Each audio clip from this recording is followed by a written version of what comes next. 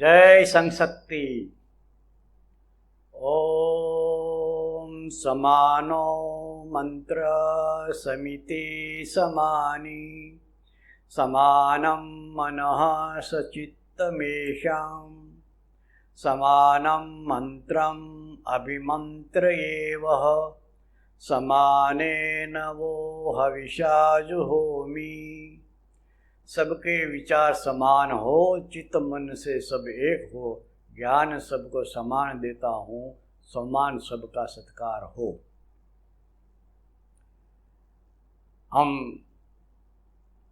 पूज्य तुलसी जी लिखित गीता और समाज सेवा पर चर्चा कर रहे हैं। पिछली बार छात्र धर्म के बारे में हमने देखा कि ईश्वर की सारी रचना सउद्देश्य होती है और हम भी ईश्वर की रचना है, तो हमारा जन्म और हमारा जीवन वो भी सउद्देश्य है। तो प्रश्न ये है कि वो उद्देश्य क्या हो सकता है। बस उसको ढूंढना, यही हमारे जीवन की एकमात्र साधना है। लक्ष्य पूर्व निर्धारित होता है और ये लक्ष्य, ये ध्येय प्रत्येक का एक नहीं हो सकता। व्यक्ति की प्रकृति जो है, ये प्रकृति बनी है पूर्व जन्मों के कर्म के कारण।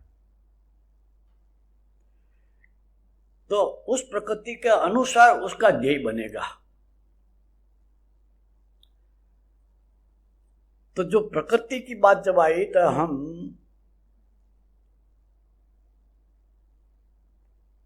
ये जान ले कि ये प्रकृति त्रिगुणात्मक है और वो भी हमने सुना कि गीता का 14वां अध्याय ये पूरे 3 गुण के बारे में है। गुणत्रय विभाग योग नाम 14 अध्याय। तो ये जो प्रकृति के 3 गुण है, त्रिगुणात्मक प्रकृति, ये है सत्व, रज और तम। ये भी हमने देख लिया।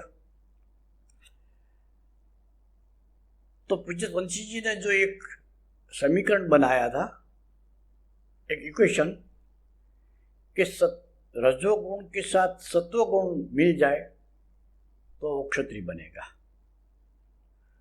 और रजोगुण से यदि तमोगुण मिल जाता है तो वो असुर बन जाएगा।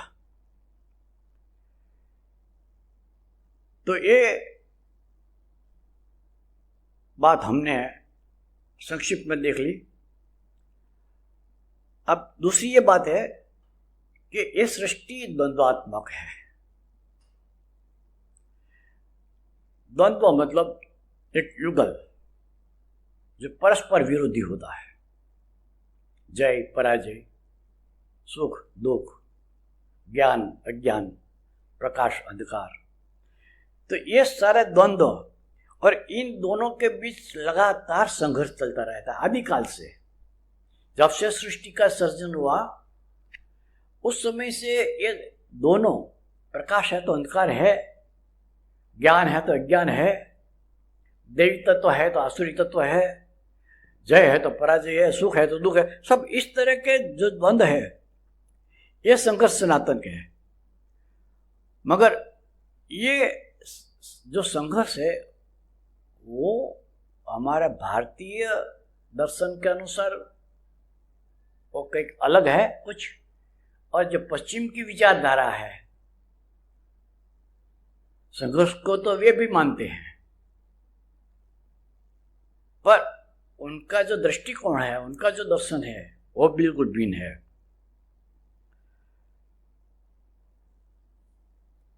भारतीय संस्कृति में संघर्ष का जो चित्रण है ये, और पश्चिम का जो संघर्ष के पीछे चिंतन है,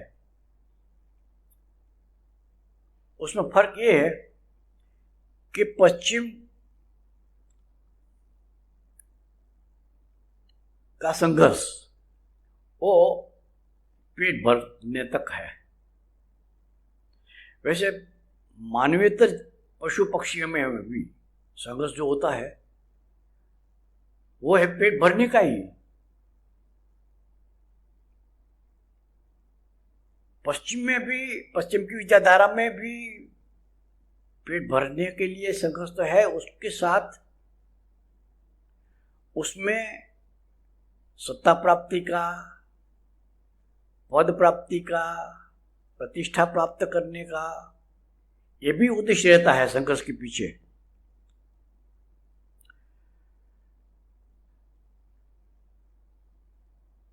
और इसलिए वहां जो संघर्ष का स्वरूप है उसको संस्कृत में कह सकते हैं वो मत्स्य न्याय का संघर्ष है। मत्स्य न्याय का मतलब है बड़ी मछली छोटी मछली को खा जाए। यह सनातन संघर्ष है। बड़ी मछली पेट भरने के लिए संघर्ष करती है, छोटी मछलियां अपने को बचाने के लिए संघर्ष करती है, मगर संघर्ष वहां चलता है। अंग्रेजी में उसको कहते हैं सर्वाइवल ऑफ द फिटेस्ट, मतलब जो बलवान है उसका अस्तित्व बना रहेगा, जो निर्बल है वो मारा जाएगा। इसलिए हम देखते हैं कि जंगल में जो बलवान पशु है या पक्षी है ये निर्बलों को खाते रहते हैं। बाज, गीद आदि छोटी छोटी चिड़िया को खाते रहते हैं। सिंह, व्याघ्र, ये छोटे छोटे हिरण आदि को खाते रहते हैं। तो ये संघर्ष चाहे पश्चिम का हो चाहे पूर्व का, मतलब भारतीय संस्कृति का हो, है तो सनातन तत्व। मगर जो तंशी जी ने लिखा है कि जो पश्चिम का संघर्ष है ये मानता है कि आगे वाले का गला दबा दो और पीछे चलने वालों को लात मार दो। पश्चिम में संघर्ष करके जो आज शासित है वो शासक बनना चाहते हैं, आज जो शोषित है वो शोषक बनना चाहते हैं, जो निर्बल है वो सबल बनना चाहता है, जो मजदूर है वो मालिक बनना चाहते हैं। और बनते भी है। जो आज शासित है वो संगठित होते हैं और संगठित होकर शासक को गला दबा देते हैं और स्वयं शासक बन जाते हैं। इसी तरह जो निर्बल है वो एक होकर जो सबल है उसको पिछाड़ देते हैं। इसी तरह जो मालिक मजदूर है वो मालिक बन जाता है। पर ये अकेला नहीं कर सकते, ये संगठित होकर करते हैं सब। और फिर आज जो निर्बल थे उन्होंने सबल को दबा दिया। आज जो मजदूर थे उन्होंने मालिक को भगाड़ दिया और स्वयं मालिक बन गए। जो शोषित थे वो शोषक बन गए, शासित थे वह शासक बन गए। अब जो पहले जो मालिक थे वो मजदूर बन गए, जो शासक थे वो शासित बन गए। अब वो लोग फिर से एकत्रित होने लगे, संगठित होने लगे। तो वो फिर उनका अभी जो नए बने हैं शासक, उनसे वो लड़ेंगे। तो वहां पश्चिम का जो संगठन है वो कुछ लेने के लिए होता है। हम संगठित होकर कुछ दें, समाज को दे, संस्कृति को, धर्म को दे, मानवता को कुछ दे, ऐसा कोई सोच है ही नहीं वहां। ज्यादा से ज्यादा हमको मिले।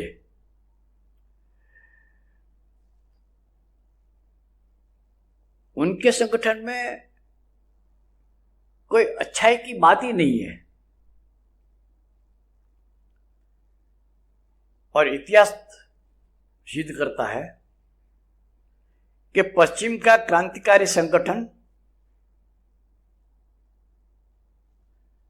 क्रांतियां बहुत हुई है, संगठित होकर हुई है, मगर उसका आधार है घृणा। बिना मालिक के प्रति घृणा, शासक के प्रति घृणा, सबलों के प्रति घृणा, वो कभी न संगठित होंगे, न एक होंगे और न सफल होंगे।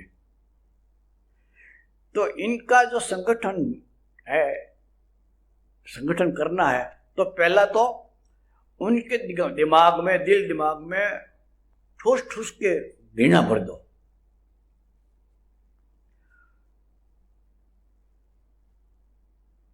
पश्चिम की विचार और कार्य प्रणाली के लिए यह आवश्यक बन गया था और बन गया है आज भी कि क्रांति से पहले शोषित, मजदूर, शासित वर्ग में तीव्र घृणा का भाव भरा जाए,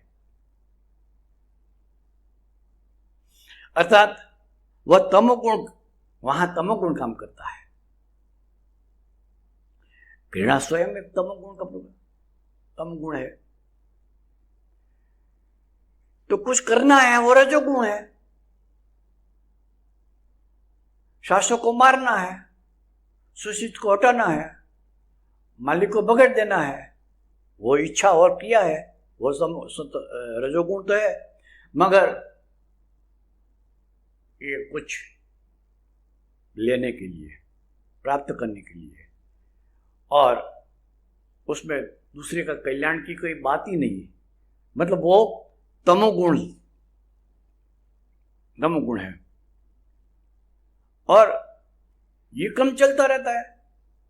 आज का शोषित कल का शोषक, और वो जो शोषक था वो शोषित हो गए और वो फिर एकत्रित हो गए गुणा से, गुणा का आधार लेकर, और वो जो शासक बन गए उनके प्रति, शोषक बन गए उनके प्रति फिर उनका संघर्ष चलता रहेगा। तो पूज्य तुलसी जी ने गाया है ना, कल जो कुचल गए वे तुमसे बदला लेंगे। तो ये बदला लेने के लिए यही वहां संघर्ष चलता रहता है। जबकि आर्य धर्म, भारतीय परंपरा संघर्ष को तो मानती है। आर्य धर्म मानता है संघर्ष आवश्यक है, मगर बहुजन हिताय सर्वजन सुखाय, अपने लिए नहीं, अपना स्वार्थ सिद्ध करने के लिए नहीं, दूसरों को पीड़ित करने के लिए नहीं, बल्कि दूसरों को उपयोगी बनने के लिए, दूसरों के हित के लिए, दूसरों को सुख देने के लिए संघर्ष करना पड़ता है। और वहां किसी के प्रति घृणा ही वो है का कोई सवाल ही नहीं, क्योंकि आर्य धर्म सब में भगवान दिखता है। तो भगवान से कोई द्वेष थोड़ा करेगा। भगवान के प्रति किसी के दिल में घृणा उत्पन्न हो सकती है, तो वहां घृणा का, द्वेष का कोई सवाल ही नहीं उठता। पश्चिम में जहां विद्वेष और लाभ का सोच है, दूसरे की बुराई करना, दूसरों को हानि करना और स्वयं लाभान्वित हो जाए,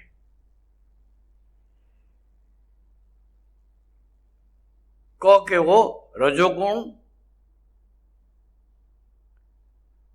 हो तमोगुणी है। जबकि भारतीय संस्कृति में,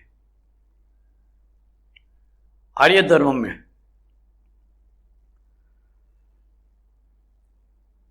त्याग का, कर्तव्य का महत्व है। रजोगुण सतत सतोन्मुखी बनना ही चाहता है। चाहे तो रजोगुण का स्वभाव है, मगर वो क्या चाहता है?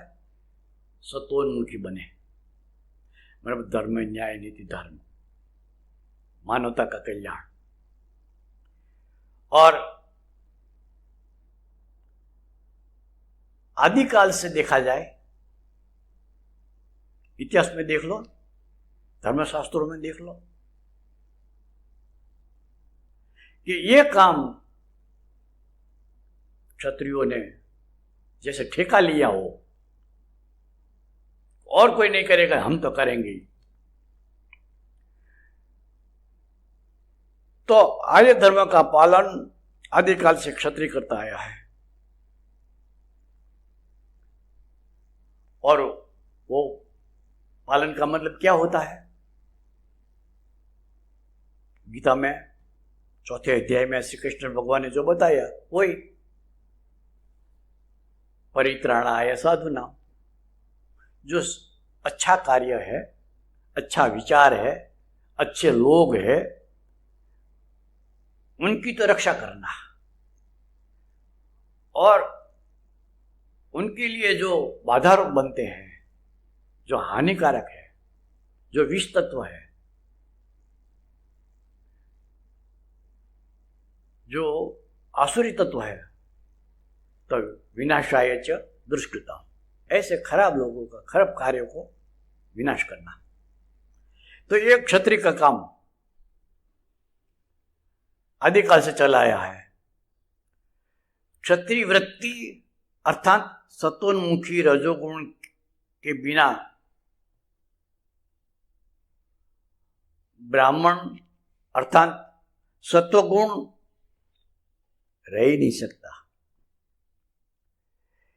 यदि सतोन्मुखी रजोगुण नहीं है, मतलब क्षत्रिय नहीं है, तो ब्राह्मण का जीवित रहना बहुत मुश्किल है। क्योंकि सत्वोन्मुखी है तो पूर्ण रूप से सात्विक, मगर करेंगे क्या? और बिना कुछ किए अस्तित्व कैसे टिक सकता है? तो जब हम कहते हैं कि ये ब्राह्मण जो सत्वोन्मुखी है पूर्ण रूप से, ये आज के जो पुरोहित आदि जो जिनको हम ब्राह्मण मानते हैं, वो इनकी बात नहीं है। ब्राह्मण का स्वाभाविक कर्म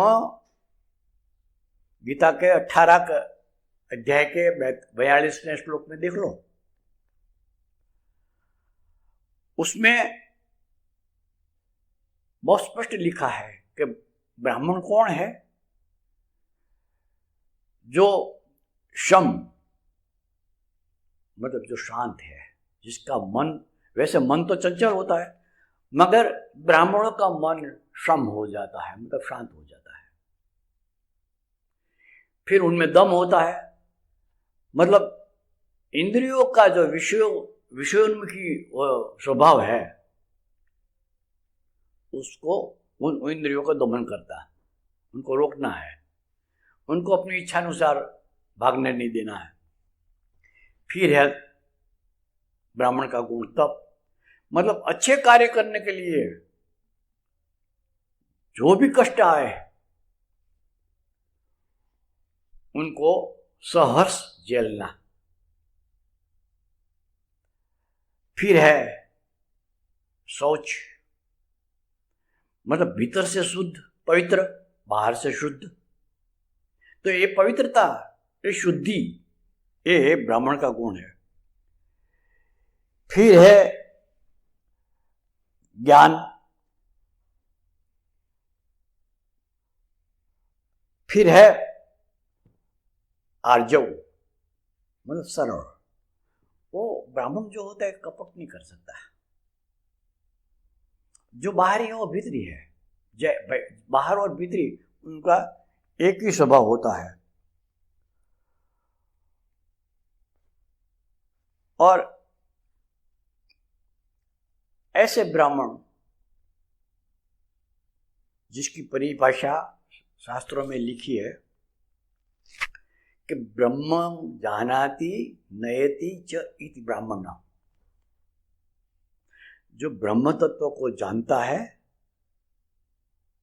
और दूसरों को ब्रह्म के मार्ग पर ले जाता है, वो है ब्राह्मण।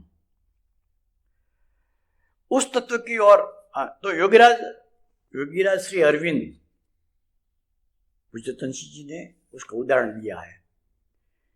श्री अरविंद ने लिखा है कि जिस राज्य में क्षत्रिय राजा ना हो वहां ब्राह्मण को नहीं रहना चाहिए। क्यों? जो ब्राह्मण की सात्विकता है उसकी रक्षा कौन करेगा?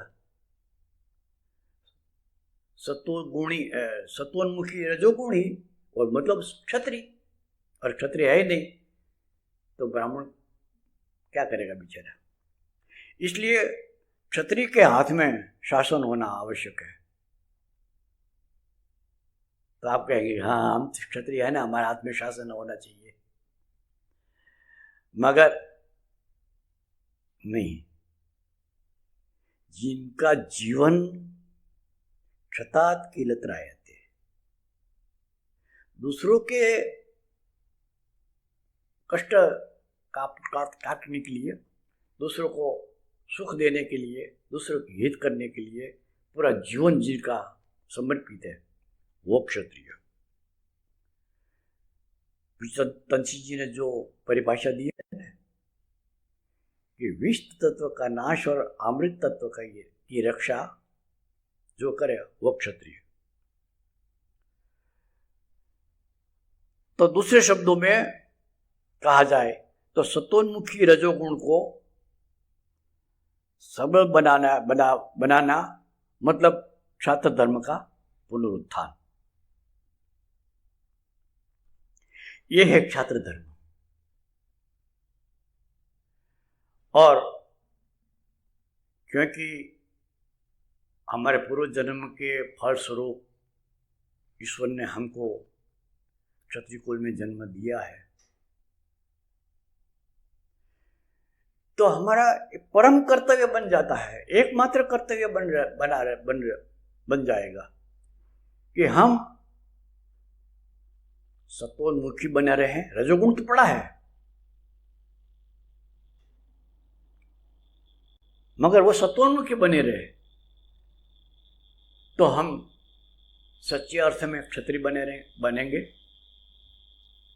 ये क्षत्रिय बने, क्षत्रिय कुल में जन्मे हैं तो क्षत्रिय बनकर ही जिए, ये चाह याद रखना। किसी व्यक्ति की या किसी राष्ट्र की या किसी समय की नहीं, स्वयं ईश्वर की चाह है कि क्षत्रिय बनकर जिए। तो ईश्वर की चाह के अनुसार जीवन जीना यही जीवन की सार्थकता है। हम क्षत्रिय कुल में जन्मे हैं, क्षत्रिय बनकर जिए। इसी प्रार्थना के साथ इस प्रकरण का हम प्रक्षेप करता है अब थोड़ा समय है तो उसमें जो एक दो प्रश्न आए हैं उस प्रश्न पर हम थोड़ी चर्चा करेंगे। प्रश्न है कि जब क्रोध साधक या साधु के तप को क्षीण कर देता है तो दुर्वासा ने राजा रंतिदेव जो धार्मिक व नीतिवान थे उनको क्यों सताया? राजा हरिश्चंद्र को अनेक बार कष्ट क्यों दिया गया?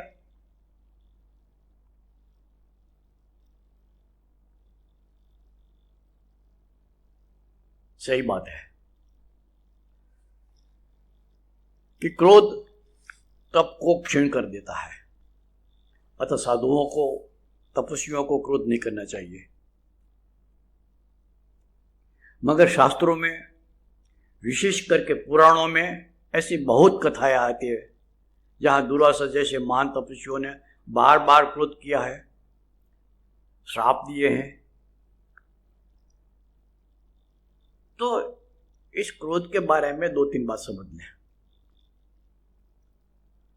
ये तो बहुत बड़ा विषय है, मानस शास्त्र का विषय है। हम गीता के आधार पर थोड़ा संक्षिप्त में समझने का प्रयत्न करेंगे। क्रोध क्यों आता है? आदमी गुस्से क्यों होता है? तो गीता में बहुत स्पष्ट कर दिया कि कामात् क्रोधो विजायते, अध्याय 2 के 62वें श्लोक में। कामना से क्रोध जन्मता है। तो हमारे भीतर से कामनाएं उत्पन्न होती रहती, मैं ये करूं ये करूं ये करूं, और जब उसमें कोई बाधा डालता है तो उसके प्रति क्रोध उत्पन्न होता है। तो मनुष्य कामना करेगा, क्रोध भी आएगा। तो याद रखना, ये क्रोध है ने कहा है अध्याय 2 के 33वें श्लोक में कि क्रोधात बहुत ही सम्मोह, बड़ा खतरनाक परिणाम आता है। कैसा है? क्रोध अंधा होता है। सम्मोह मतलब मूढ़ता, विवेक बुद्धि नष्ट हो गई।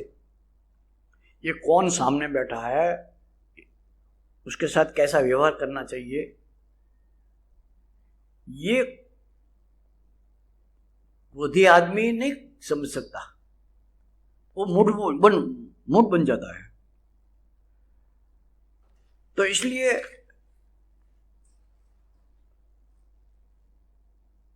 क्रोध आता है। मगर दुर्वासा जैसे महान ऋषि,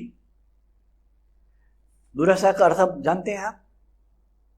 दूरवासा मतलब जिनकी वासनाएं, इच्छाएं, कामनाएं नष्ट हो गई है, ऐसे दुर्वासा मुनि गुस्सा क्यों करते होंगे? जबकि दुर्वासा क्रोध का साक्षात मूर्तिमंत स्वरूप बताया है। कामना की पूर्ति न होने से दुर्वासा मुनि क्रोधित हुए, यह तो मान नहीं सकते, कारण कि उनकी कामना तो कोई थी नहीं। तो चिंतन करने पर एक दूसरा कारण गुस्सा करने का समझ में आता है। क्या वो है कि रंतिदेव ने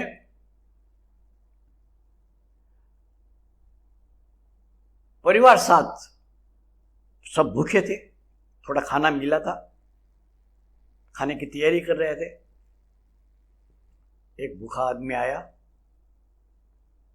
तो सबने अपना खाना सब दे दिया और सब भूखे मर गए। तो ये इनकी कसौटी थी। हो सकता है कि रंतिदेव या इनके परिवार को ऐसा महान त्याग करने पर भीतर में कहीं कोने में अहंकार छिपा तो नहीं है ना? तो उनकी परीक्षा लेने के लिए जिस तरह एक स्वर्णकार सोने को भट्टी में डालता है, सोने को जला डालने के लिए नहीं, उनकी पड़ी अंदर पड़ी गंदगी, हल्की धातु, उनको जला देने के लिए इस सोने को भट्टी में डाल जाता है। इसी तरह ऐसे महान पुरुषों को भीतर में कोई गंदगी हो तो वो जल जाए। तो इसलिए ये चाहे रणतीदेव हो, चाहे हरिश्चंद्र राजा हो, इनकी भीतर की गंदगी को दूर करने के लिए दुर्वासा मुनि या विश्वामित्र ऋषि उनकी कसौटी करते हैं।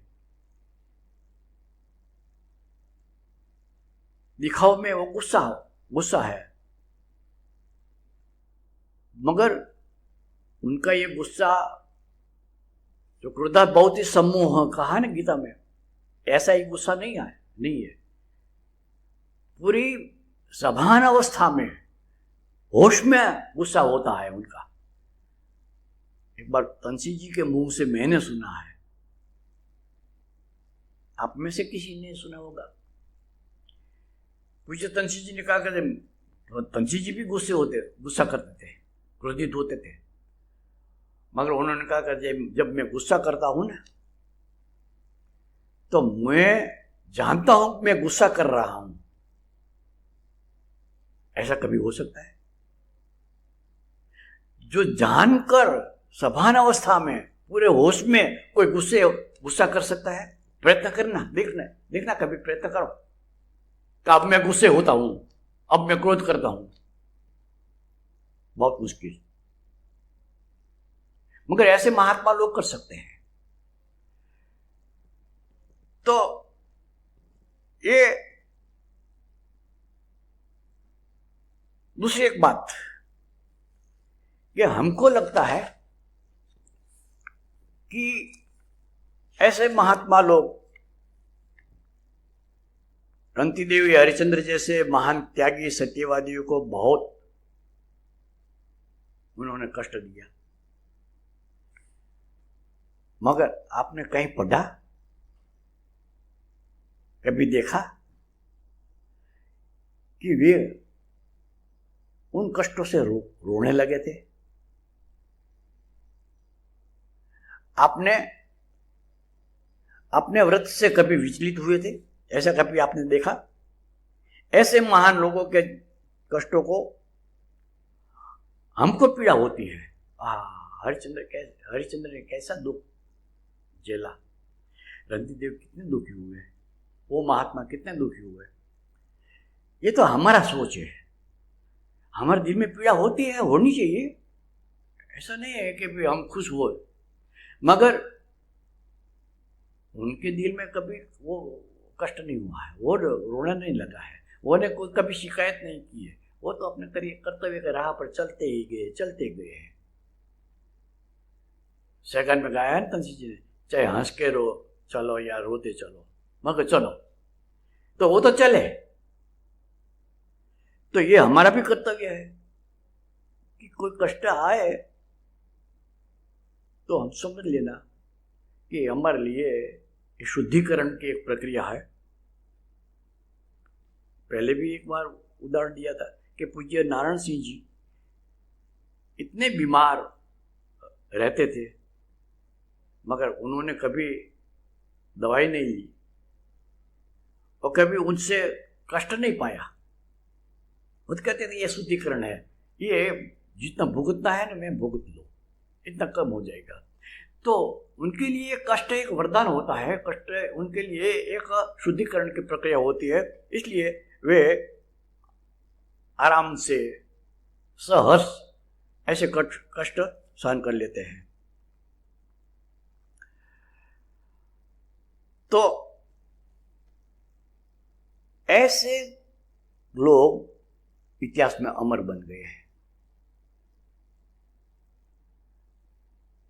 नाम से अमर हो सकते हैं, है ना? आप है ना, तो चाह तो ये है कि आप कर्म से अमर बन जाए, ऐसी शुभकामना।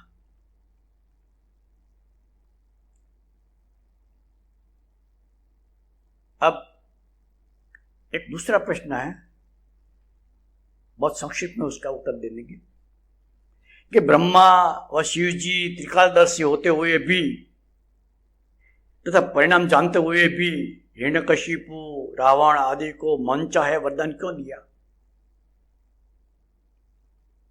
एक बात स्पष्ट समझ ले, ब्रह्मा शिव आदि देवताओं को पुराणों में देहधारी व्यक्ति बना दिया है।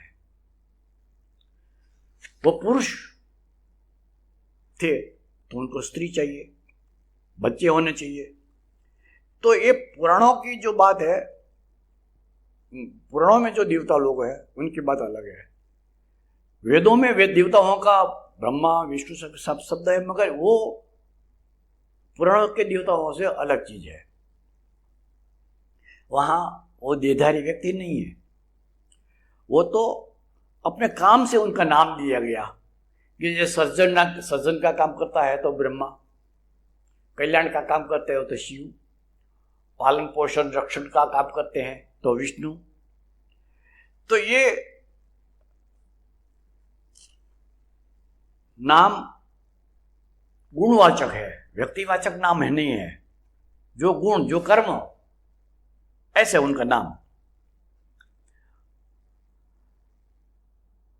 तो जो देवता पुराणों में वर्णित है उनकी बात नहीं करनी चाहिए। गीता में श्री कृष्ण ने स्पष्ट कह दिया कि देवता नाम की कोई चीज है ही नहीं। जो लोग देवताओं को पूजते हैं वो सकाम होती है उनकी भक्ति, उनकी पूजा, और मैं उनकी इच्छा अनुसार दे देता हूं, मगर वो जो देता हूं वो नाशवान है। मुझे यदि भजते हैं तो मैं उनको भजता हूं, मतलब मन चाह देता हूं। मगर देवताओं को पूजने वालों को चाहे कोई कामना हो तो मैं कामना पूरी करता हूं। ज्यादा इसमें समझना हो तो पूज्य स्वामी अड़गड़ानंद जी महाराज की यथार्थ गीता पढ़ लो, उसमें देवताओं के बारे में बहुत स्पष्ट लिख दिया, इसलिए यहाँ हम बात नहीं करेंगे। तो पुराणों का ब्रह्मादि देवताओं का जो बात है वो लगातार भयभीत, ईर्षाणु, कामी, इस स्वरूप का देवताओं का जिक्र बार बार आता है। तो हमको ऐसी बात में बहुत श्रद्धा नहीं रखनी है, चर्चा ही नहीं करनी है। ये लगता है कि इनकी समझदारी थी कि नहीं। जैसे एक दान करता है तो उसको दानी कहते हैं। ज्ञान जिसमें होता है ज्ञानी होता है, जिसके पास धन होता है धनी होता है। इसी तरह जिसमें अक्ल होती है वो अक्ली होता है। ई प्रति लगने से वाला शब्द बनता है, धन धनी धन वाला, पाप पापी पाप वाला, ज्ञान ज्ञानी ज्ञान वाला, एवं अकल अकली अकल वाला। तो ये लगता है कि वो अकली नहीं थे, मतलब उनमें अकल ही नहीं थी कि भस्मासुर जैसा जिसको पता था कि ये क्या कर सकता है और दे दिया वरदान, और भस्मासुर ने पहले ही प्रयोग वरदान देने वाले शिव जी पर प्रयोग करने का कि मैं उस पर हाथ में रखूं, शिव जी को भस्म कर डालूं, देखूं तो सही कि वरदान ठीक है कि नहीं, और शिव भागे। तो बलवान कौन हुआ? भागने वाला और भगाने वाला। तो जो बलवान है उसकी पूजा करो ने। जो अक्लहीन है, जिसमें समझ नहीं है, जो निर्बल है, उनकी पूजा क्यों करे? ऐसे हिरण्यकशिपु की पूजा करो, रावण की पूजा करो, भस्मासुर की पूजा करो। वो सब समझदार थे, उनको पता था कि हमको इस तरह का मिल जाएगा तो हम चाहे। तो मूल बात यह है कि ये देवताओं की बात है, ये सारी पुराणों की है, उनकी बात छोड़ो, गीता का अध्ययन करो ना। पुराणों में क्यों पढ़े हैं? इसलिए पुराणों में बहुत गड़बड़ी है। अच्छी चीज है उसमें, ऐसा नहीं कि सभी पुराण खराब है, मगर गेहूं में कंकर ज्यादा है तो कंकर साफ करके फिर गेहूं का ही स्वाद लेना, इतनी मेहनत करने के बजाय हमारे सामने तो गीता स्पष्ट है, कोई शंका नहीं, कोई द्विधा नहीं, बिल्कुल ये करो ये प्राप्त हो जाएगा, कर्तव्य बजाओ तुम्हारा कल्याण हो जाएगा। बस यही इन देवताओं के बारे में मेरी दृष्टि से ये समाधान है। ओम शौर्यं तेजो धृतिर्दाक्ष्यं युद्धे चाप्यपलायनं दानमीश्वर भावश्च क्षात्रं कर्म स्वभावजम्। ओम शांति शांति शांति। जय संशक्ति।